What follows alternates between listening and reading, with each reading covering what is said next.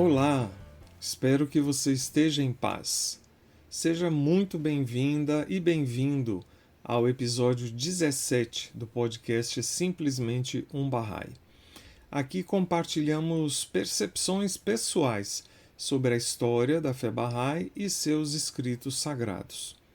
Desde o episódio 16, estamos focalizando nas viagens de Abdu'l-Bahá ao Ocidente, através dos relatos e memórias de homens e mulheres ocidentais que tiveram o privilégio de se encontrar com o amado Mestre. Esses relatos são extraídos e traduzidos do livro Abdu'l-Bahá in their midst, em português seria Abdu'l-Bahá em seu meio, e nos proporcionam um vislumbre da profunda influência exercida pelo Mestre e as lições que ensinou através de suas atitudes e comportamentos. No episódio anterior, fizemos uma rápida síntese sobre a vida de Abdu'l-Bahá e explicamos a posição singular que ele ocupa na fé Bahá'í.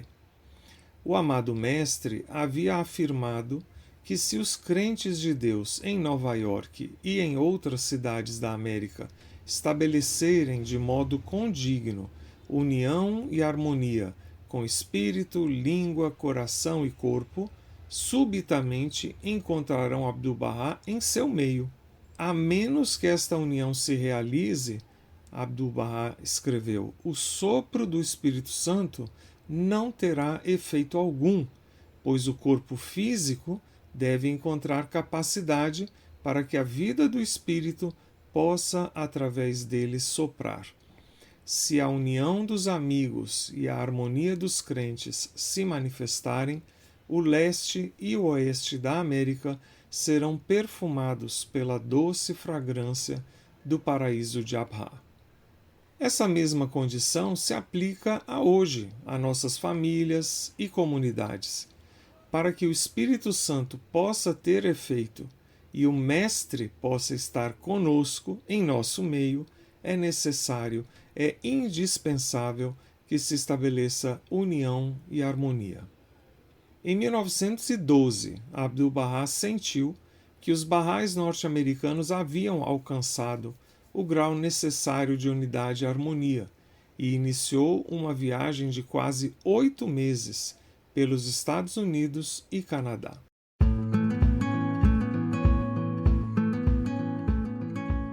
A primeira cidade dos Estados Unidos a ser visitada pelo Mestre foi Nova York. O navio no qual ele viajou chamava-se Cedric e chegou a Nova York na noite de 10 de abril de 1912.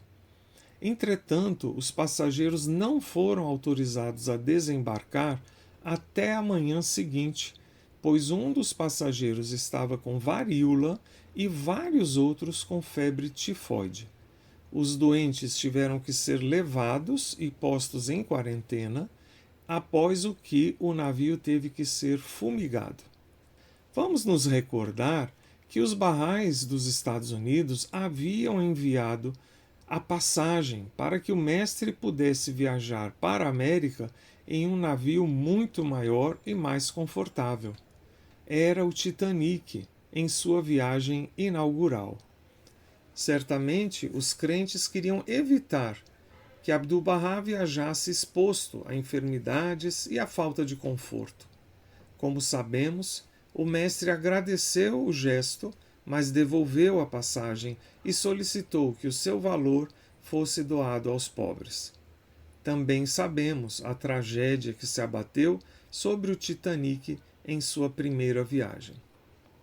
No dia seguinte, 11 de abril, diversos repórteres subiram a bordo do navio para entrevistar Abdu'l-Bahá, antes mesmo de ele desembarcar. Wendell Phillips Dodge, um jornalista Bahá'í de Nova York, estava presente nesse momento, e assim descreveu a aparência física do Mestre. Abre aspas. Enquanto ele caminhava pelo convés, conversando com os repórteres, parecia alerta e ativo em cada movimento, com a cabeça erguida e esplendidamente equilibrada sobre seus ombros largos e quadrados. Uma profusão de cabelos grisalhos irrompendo das laterais do turbante e caindo longos sobre o pescoço.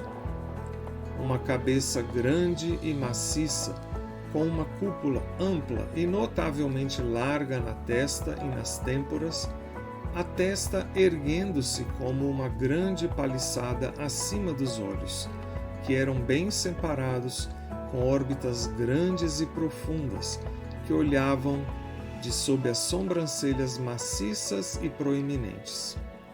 Nariz forte e romano, orelhas generosas, boca e queixos decididos, porém gentis, uma tez branco-cremosa, barba da mesma cor do cabelo, usada cheia sobre o rosto e cuidadosamente aparada em seu comprimento quase total. Fecha aspas. Abdu'l-Bahá não perdeu tempo em estabelecer como o jornalismo deve ser feito.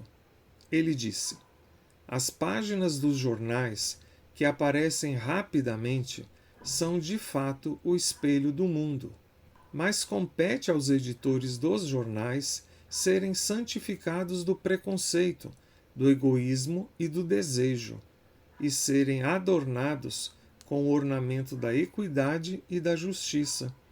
Existem jornais bons e maus. Aqueles que se esforçam para dizer apenas o que é verdade, que erguem o espelho para a verdade, são como o sol. Aqueles que atuam para seus próprios pequenos fins egoístas não dão nenhuma luz verdadeira ao mundo e perecem por sua própria futilidade. Quando o navio passou pela Estátua da Liberdade, Abdu'l-Bahá levantou-se e abriu os braços em saudação, dizendo: ali está o símbolo de liberdade e emancipação do novo mundo. Após 40 anos como prisioneiro, posso dizer-vos que a liberdade não é uma questão de lugar, é uma condição. A menos que se aceitem duras vicissitudes, não se a alcançará. Quando alguém é liberto da prisão do ego, isso é de fato uma libertação. Uma grande questão da época nos Estados Unidos era se as mulheres deveriam ter o direito de votar nas eleições civis. Um dos jornalistas perguntou: qual é a sua atitude em relação ao sufrágio feminino? O mestre respondeu afirmando: a sufragista moderna está lutando por aquilo que deve ser, e muitas delas são mártires voluntárias ao aprisionamento por sua causa. Se às mulheres fossem dadas as mesmas vantagens que aos homens, sendo sua capacidade a mesma, o resultado seria o mesmo. De fato, as mulheres têm uma disposição superior à dos homens. São mais receptivas, mais sensíveis e sua intuição é mais intensa. Abdu'l-Bahá também contou aos repórteres a conversa que teve com um peregrino que ia a Jerusalém.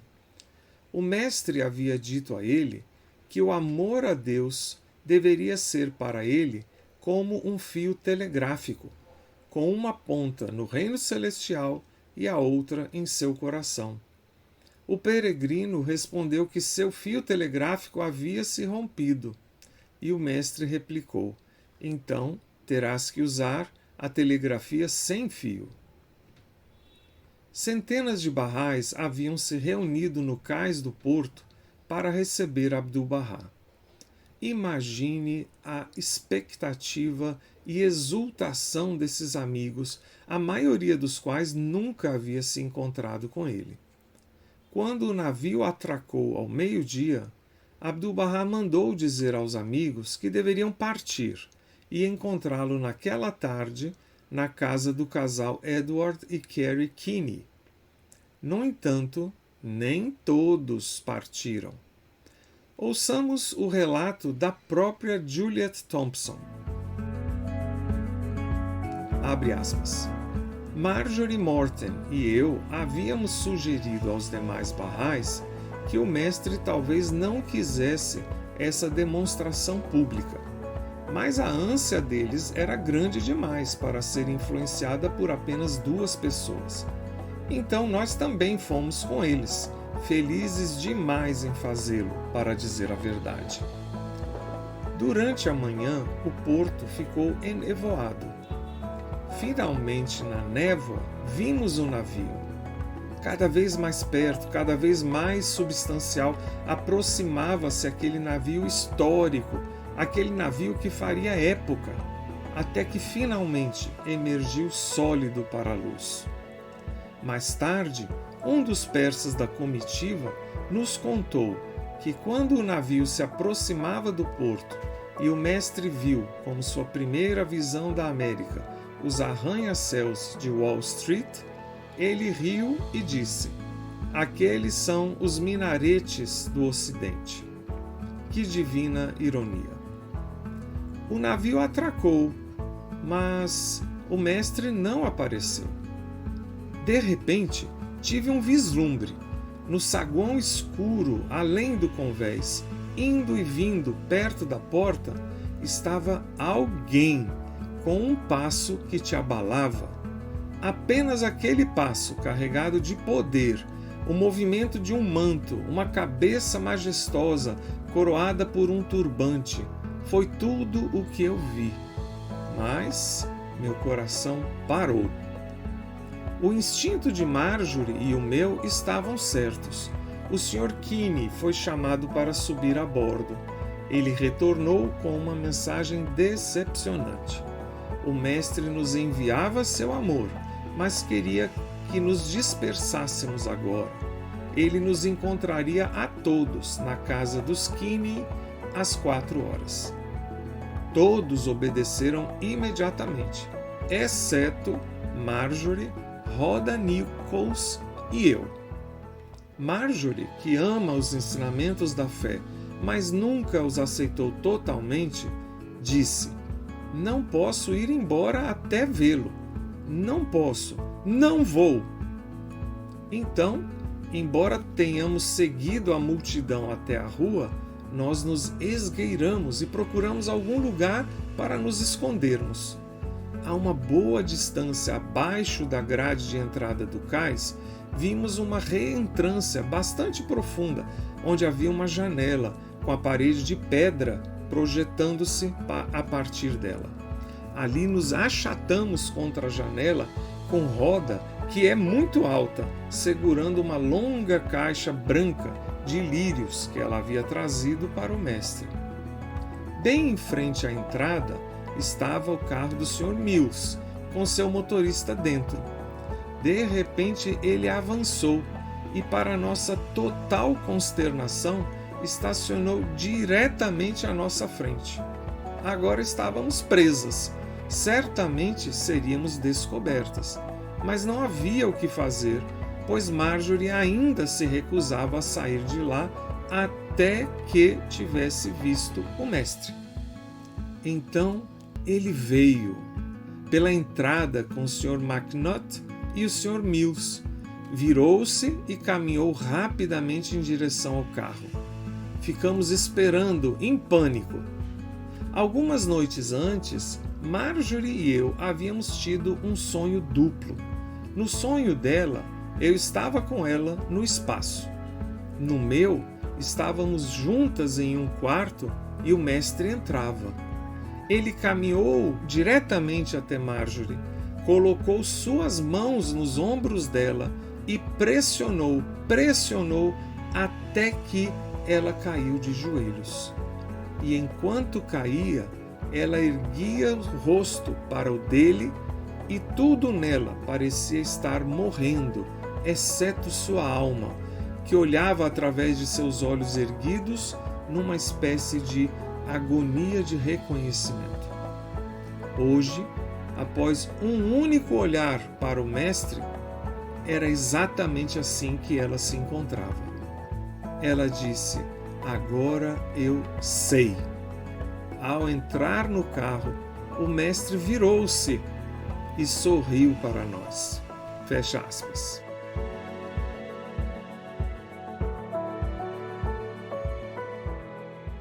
Você consegue imaginar a felicidade delas?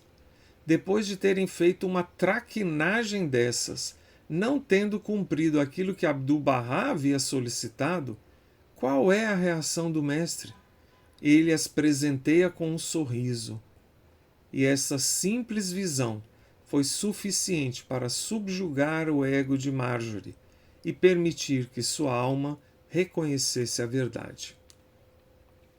Outro crente, Stanwood Cobb, observou que quando Abdu'l-Bahá desembarcou, foi imediatamente cercado por repórteres alertas e inquisitivos, mas o mestre estava perfeitamente à vontade com eles. A maioria dos repórteres foi rapidamente encantada pela figura majestosa. Um repórter perguntou: "O que o senhor pensa da América?" Ele respondeu: "Eu gosto dela. Os americanos são otimistas. Se lhes perguntais como estão, eles dizem tudo bem. Se lhes perguntais como as coisas estão indo, eles dizem tudo bem. Essa atitude alegre é boa." Os repórteres ficaram cativados. Os oficiais de imigração registraram a chegada de Abdu'l-Bahá e sua comitiva. O mestre foi listado como tendo 69 anos de idade. Na verdade, ele estava com 67. E sua estatura media 1,65 m, com cabelos grisalhos e olhos azuis. O manifesto também registrava sua profissão como autor e que ele havia pago sua própria passagem. Quase todos os principais jornais de Nova York publicaram matérias de destaque sobre Abdu'l-Bahá nos dias seguintes. Embora ele continuamente enfatizasse que não era um profeta, mas sim um servo de Deus, essas foram as manchetes dos jornais. Profeta dos Bahais aqui. Exilado por 50 anos, líder Bahá'í está aqui. Filósofo persa a favor do sufrágio feminino e falará sobre a paz. Abdu'l-Bahá está aqui para pregar o amor fraternal. Mestre persa da paz mundial está aqui. Abdu'l-Bahá aqui para converter a América à sua doutrina de paz. Abdu'l-Bahá Abbas, líder da mais nova religião, acredita no sufrágio feminino e no divórcio. Abdu'l-Bahá, atordoado pela agitação da cidade, chama Nova York de colmeia. Obrigado por estar acompanhando o podcast Simplesmente um Bahá'í. Você pode ajudar essa iniciativa deixando seu comentário na plataforma, compartilhando com outros amigos e se inscrevendo no canal. Nos próximos episódios, continuaremos a acompanhar Abdu'l-Bahá em alguns momentos marcantes de suas viagens pela América do Norte. Não perca! Até breve!